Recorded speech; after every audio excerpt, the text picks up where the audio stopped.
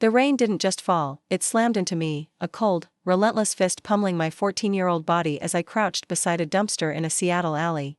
My sneakers were soaked, the torn jacket clinging to my skin like a cruel second shadow. I was drowning, not just in the storm but in the question that burned hotter than the chill: why did they leave me? My mother, Karen, had promised she'd be back. "Just wait here, Emma, I'll grab some groceries," she'd said. Her voice flat, her eyes avoiding mine. That was hours ago. The alley was a graveyard of trash bags and broken bottles, and I was its only mourner, clutching a faded hair tie she dropped, its elastic worn and gray, like the last thread of a family that never really was mine. Seattle. November 2009, was a city of gray skies and grayer promises. The alley off Pike Street reeked of rotting fish from the market and the sour tang of despair. My parents, Karen and Tom Carter, were ghosts long before they abandoned me, drifters who chased quick cash and quicker fights. Karen, with her sharp tongue and sharper silences, always seemed one bad day away from breaking. Tom, a man of booming laughs and sudden rages, preferred bars to home. I was their accident, the kid they never planned for, raised in a cramped apartment where love was as scarce as heat. That night, as the rain turned the alley into a shallow river, I realized they weren't coming back. The hair tie in my fist was all I had left of them, a pathetic relic of a mother who'd rather leave me to the streets than face another day with me. I wasn't alone in that alley, not entirely. A stranger, some guy in a hooded parka, pulled me from the rising water just as it crept up my chest. "Kid, you're gonna drown," he yelled, his voice cutting through the storm's roar. He dragged me to a dry stoop, tossed me a granola bar, and vanished before I could speak. I didn't thank him. I didn't know how. Instead, I sat there, shivering, my mind a storm of its own. What did I do wrong? The question clawed at me, raw and unanswerable, as I stared at the hair tie. Its faded green now a lifeline to a past I couldn't escape. That moment, that betrayal, was the first cut in a wound that would shape me, a wound I'd carry into a future I couldn't yet see. The alley wasn't just a place, it was a crucible. I learned to survive there, dodging dangers that lurked in Seattle's underbelly. One night, a gang of older teens cornered me behind a fish stall, their eyes glinting with menace. "Hand over the food, kid," one growled, his knife catching the streetlight. I'd scavenged a half-eaten sandwich from a trash can, and it was all I had. I threw it at them and ran, my heart pounding louder than my footsteps. Another time, I hid in an abandoned warehouse, only to wake to smoke and flames, a fire started by squatters' carelessness. I crawled through a broken window, coughing, my hands scraped raw. Then there was the night a car swerved onto the sidewalk, its headlights blinding me as I slept on a park bench. I rolled away just in time, the tires screeching inches from my head. A thief once grabbed me while I collected cans, his grip bruising my arm until I kicked him and fled. Worst of all was the police raid, mistaking me for a runaway, their flashlights pinning me like a criminal as I hid in a storm drain, my breath shallow, my body frozen. I survived, but survival wasn't living. I was a ghost in my own life, invisible to the world. No birth certificate, no name in any system. Karen and Tom had erased me as cleanly as they'd walked away. At City Hall, a clerk with tired eyes confirmed it, no record of an Emma Carter. "You sure that's your name?" I wasn't sure of anything except the ache in my chest. I chose Emma, from a dog-eared novel I found in a dumpster, The Adventures of Emma Gray, its heroine fierce and unbroken. It felt like a promise to myself, I'd be someone, even if no one else cared. The conflict wasn't just out there in the streets, it was inside me, a war between the girl who wanted to scream at her parents and the one who just wanted to be seen. Every night, I'd lie under a tarp, clutching that hair tie, whispering to myself, "You're enough." But was I? The world didn't think so. Passers-by stepped over me like I was litter. Shopkeepers shooed me away, calling me filthy. Yet, deep down, I knew I wasn't the trash they saw. I was more than their pity, more than my parents' abandonment. That belief, fragile as it was, kept me moving. Then came Martha, a librarian with gray curls and a voice like warm coffee. She found me reading a tattered book under a street lamp outside her library. "You like stories?" she asked, not with pity but curiosity. I nodded, wary. She let me sit in the library's warmth, taught me to read better, even showed me how to balance a budget on napkins. "You're sharp, kid," she'd say, her eyes crinkling. Martha was the first to see me, really see me, and it cracked something open inside, a hunger not just for food but for a place in the world. The tension built slowly, like a storm gathering. I started washing dishes at a diner near Pike Place Market, a greasy spoon called Joe's. The owner, Joe, was a gruff man who didn't ask questions but paid in cash and leftovers. I worked hard, scrubbing plates until my hands bled, ignoring the cook's taunts, "Hey, street rat, you missed a spot." I saved every dime, hiding them in a tin can under a loose floorboard in an abandoned lot. My dream was simple: a state ID, a name on paper, a room with a lock. But the past wasn't done with me. One night, as I swept the diner's floor, a news report flickered on the TV above the counter.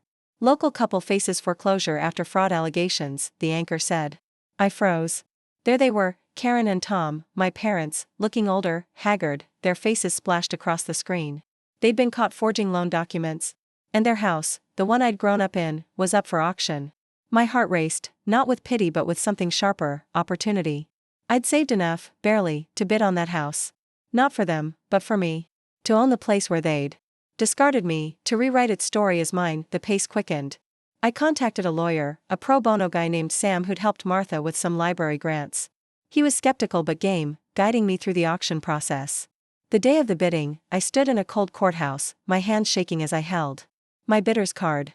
The room was packed: speculators, neighbors, even a reporter sniffing out a story. I bid everything I had, every cent from years of scraping by. When the gavel fell, the house was mine. I didn't cheer. I didn't cry. I just felt the weight of that hair tie in my pocket, heavy as a stone. The climax hit like a thunderclap. Karen and Tom showed up at the courthouse, desperate, unaware I was the buyer. They pleaded with the clerk, their voices frantic. We need more time. It's our home. I stepped forward, the deed in my hand, my name, Emma Carter, bold on the paper. Their eyes widened, shock replacing desperation. Emma? Karen whispered, her voice breaking. Tom's face hardened, but his hands trembled. You bought our house? I didn't flinch. It's my house now, I said. My voice steady, though my heart pounded. You left me in that alley. You don't get to claim me now. The room went silent, the air thick with tension. The reporter's pen scratched furiously. I could feel the divide forming. Some saw me as a hero, a kid who'd clawed her way up. Others whispered I was cold, ungrateful, a daughter who'd turned her back on family. Social media would explode later, I knew it. Hashtag Seattle Survivor versus hashtag Heartless Daughter. I didn't care. I'd spent 16 years surviving their choices. I wasn't here to make them comfortable. Karen reached for me, her fingers brushing my arm. We were broke, Emma. We didn't mean to. I stepped back, cutting her off. You meant to leave me. You chose. My voice was low, almost a whisper, but it carried the weight of every sleepless night, every hungry day. Tom's jaw clenched, his eyes darting to the crowd. Don't make a scene, kid. We're still your parents. I laughed, a sharp, bitter sound that echoed in the room. Parents don't leave their kid to drown. I walked out, the deed clutched tight, leaving them standing there, exposed and small. The reporter followed, shouting questions, but I kept moving. Outside, the Seattle rain had stopped, the sky a rare, clear blue. I stood on the courthouse steps, the city sprawling before me, and felt something shift. Not peace, not yet, but power. The power to write my own story, to be Emma Carter, not their cast-off. The chapter doesn't end neatly. I didn't forgive them, didn't collapse into their arms. Instead, I drove to my diner, a cozy spot I'd built from nothing, its neon sign glowing Emma's Place.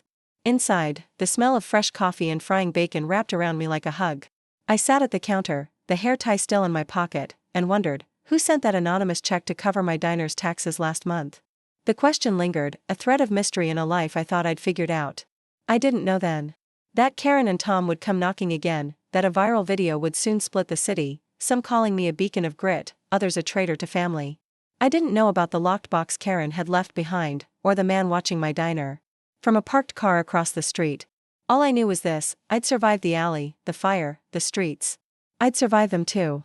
The park bench was my bed, it splintered wood digging into my back as I curled up under a tattered tarp, the Seattle night pressing down like a heavy hand. Sirens wailed in the distance, sharp and relentless, slicing through the fog of my exhaustion. I jolted awake, heart pounding, the cold air stinging my face. It was 2010, and I was still just Emma, the girl with no last name, no home, no one to claim me. But that night, as the red and blue lights flashed across the park, something shifted inside me. I wasn't just surviving anymore. I was done being invisible. I clutched the faded hair tie in my pocket, my mother's last relic, and made a vow. I'd carve out a place in this world, no matter what it took. The next morning, I trudged to Pike Place Market, the air thick with the briny scent of fish and the hum of early vendors. My stomach growled, a familiar ache, but I'd learned to ignore it. I slipped into the chaos of the market, weaving past crates of crab and stacks of apples, my eyes scanning for work.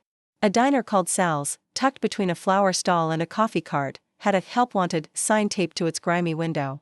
I pushed through the door, the bell jangling, and met the owner's skeptical gaze. Sal, a burly man with a stained apron and a permanent scowl, sized me up. "You look like you haven't eaten in a week," he grunted. "Can you wash dishes without breaking them?" I nodded, my voice steady despite the hunger gnawing at me. "I'm quick. I'm careful." He shrugged, pointing to a sink piled high with greasy plates. "Prove it." The work was brutal. My hands turned raw from scalding water and cheap soap, the cook's barking orders over the sizzle of bacon. "Move it, kid," one snapped, tossing a spatula into the sink. They called me runt or ghost, laughing when I flinched at their taunts. But every plate I scrubbed earned me a meal: greasy fries, a half-burnt burger, sometimes a slice of pie if Sal was in a good mood. I ate in the alley behind the diner, savoring each bite, the hair tie in my pocket a silent reminder of why I couldn't quit. I was saving every penny, stashing them in a tin can hidden under a loose cobblestone.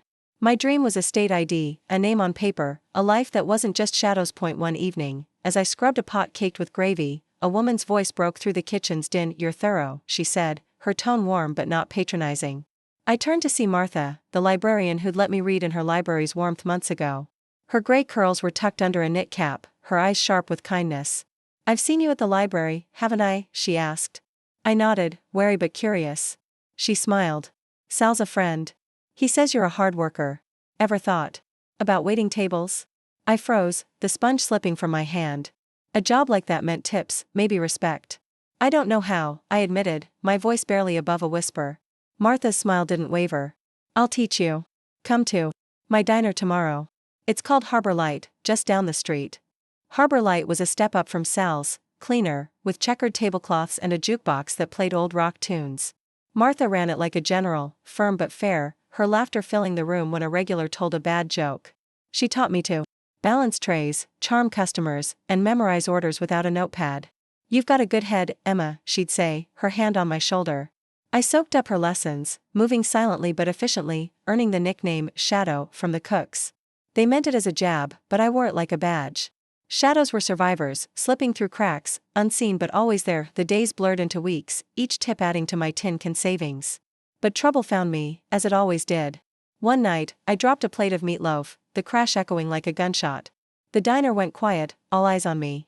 Martha's face tightened, not with anger but disappointment. "Clean it up," she said. Her voice clipped. I did, my hands shaking, but the damage was done. "A regular, some guy in a Seahawks cap, muttered, 'Clumsy kid doesn't belong here.'" The next day, Martha pulled me aside. "I can't afford mistakes, Emma. I'm letting you go."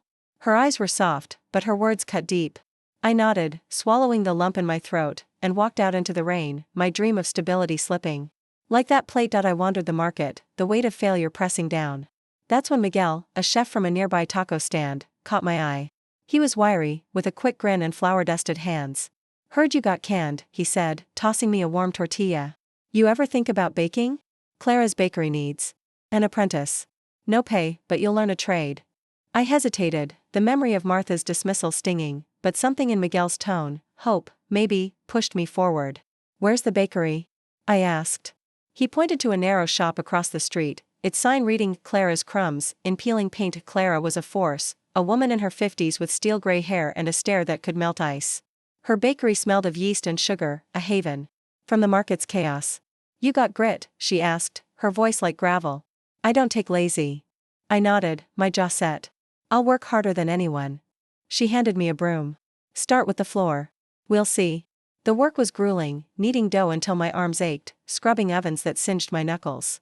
Clara watched me like a hawk, barking corrections. "Don't overmix. You'll kill the dough." But I saw it in her eyes, she saw potential. One day, she tossed me an apron. "You're not hopeless," she grunted. It was the closest thing to praise I'd heard. Clara's bakery became my world. I learned to shape baguettes, to time the rise of sourdough, to coax sweetness from simple ingredients. My hands, once raw from dishwater, now bore burns and calluses from ovens. Each scar felt like a victory. Clara noticed, too. One evening, as we cleaned the counters, she said, "You should be in school, Emma." "Night classes. I'll cover the fees." I stared at her, stunned. School was for kids with homes, with parents. "Why me?" I whispered. She shrugged, but her eyes softened. "You remind me of someone I lost. Don't waste it." Night school was a grind. But I thrived. Math, reading, history, I soaked it up, my mind starving for more than survival. 2 years later, I stood on a community college stage, my GED in hand, the name Emma Carter called over the loudspeaker.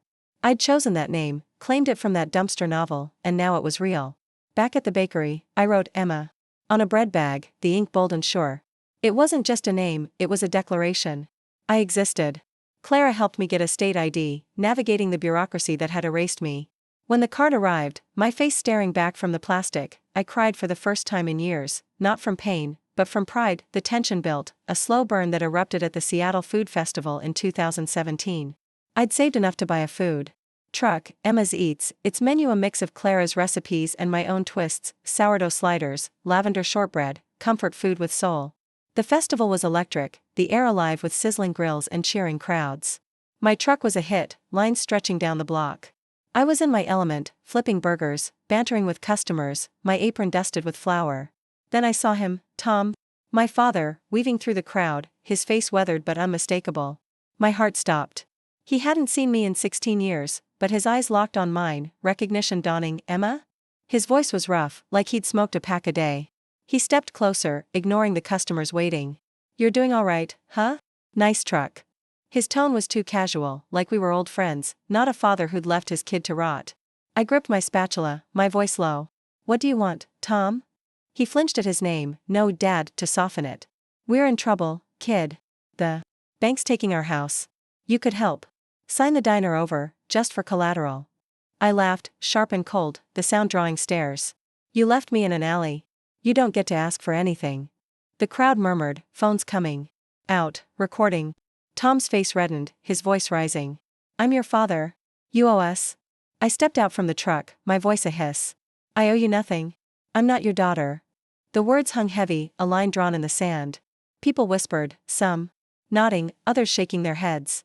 The moment went viral by nightfall, hashtag Seattle Survivor trending alongside hashtag Ungrateful Kid. The city split, some saw me as a phoenix rising from ashes, others as a cold-hearted daughter spitting on family. I didn't care. I'd fought too hard to let their judgment pull me down, but the danger wasn't over.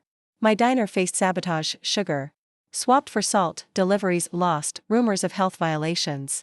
I suspected a rival, Tony, who owned a flashy bistro nearby and hated my success. Then came the protesters, a small but loud group picketing my diner with signs, honor thy parents. They called me a traitor, their voices echoing through the street. A health inspector, greasy with Tony's influence, slapped me with citations for unsanitary conditions that didn't exist. Worst of all, Karen and Tom sued, claiming I'd forged documents to steal their home's deed. The lawsuit was flimsy, but it drained my savings, my energy, my hope. Hidden tensions simmered, questions I couldn't answer. Who was the man watching my diner from a black sedan, his face obscured by sunglasses? Why did I find fresh flowers, white lilies? My mother's favorite, left at the alley where she'd abandoned me? What was in the locked box I'd found in a thrift store, marked with Karen's initials, too heavy to be empty? Who'd paid my diner's back taxes with an anonymous check, keeping me afloat? And why did my diner's deed list a co-owner I'd never met, a name buried in fine print?